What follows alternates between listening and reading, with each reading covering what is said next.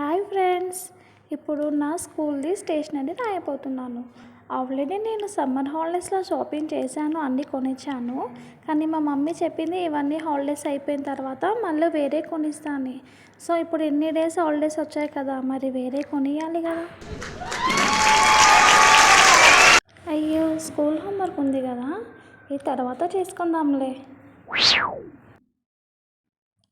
మొన్న సమ్మర్ హాలిడేస్లో రాసినవి రెయినీ హాలిడేస్ దాకా వచ్చినాయి.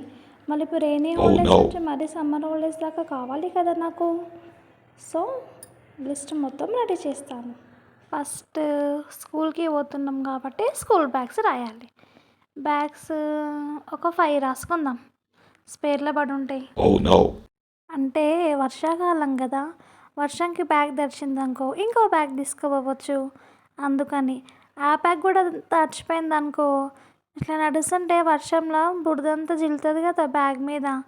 అందుకని ఒక బ్యాగ్ మీద బురద జిల్లితే ఒక బ్యాగ్ పచ్చిగా అయితే ఇంకో బ్యాగు, అట్లా 5 బ్యాగ్స్ అన్నమాట. నెక్స్ట్ ఏం రాయాలి? రెయిన్ కోట్స్ ఒక 15 రాసుకుందాము. ఎందుకంటే ఒక్కొక్క రోజు ఒక్కొక్క కలర్ వేసుకోవచ్చు. ఇంకా 30 డేస్లో 15 డేస్ హాలిడేసే ఉన్నాయి కదా. నెక్స్ట్ ఏం తీసుకుందాము? School shoes. బ్లాక్ కలర్వేమో 10 pairs, వైట్ కలర్వేమో 5 pairs. ఓకే, సాటర్డే కూడా చూద్దాం ఎవరు పోతారో. సండే హాలిడే, సాటర్డే మనం డుమ్మా కొట్టచ్చు. 5 అయితే రాద్దాం, అట్లా పడుంటాయి కదా, ఖరాబ్ అయ్యేటివి ఏం కావు కదా. నెక్స్ట్ ఇప్పుడు నోట్బుక్స్. 4 రూల్వి ఒక 20, బార్డ్ రూల్వి ఒక 15, సింగిల్ రూల్వి 10, స్క్వేర్ రూల్వి ఒక 15 ఈజ్ ఎనఫ్. ఎందుకంటే ఆ బుక్స్ వర్షంకి ఇప్పుడు తడిసిపోయినాయి అనుకో, మళ్ళీ వేరే బుక్స్ తీసుకోవాలి కదా. నెక్స్ట్ ఆల్రెడీ సమ్మర్ లిస్టులోనే పెన్సిల్స్, ఎరేజర్స్, షార్ప్నర్స్ బోలెడ్ రాశాను. మళ్ళీ ఇప్పుడు రాశాను అనుకో 2 monthsకి ఇవన్నీ అయిపోయినామని మమ్మీ దంచి పెడుతుంది నన్ను. సో ఈసారి వద్దులే, ఈసారి క్రేయాన్స్ రాద్దాం.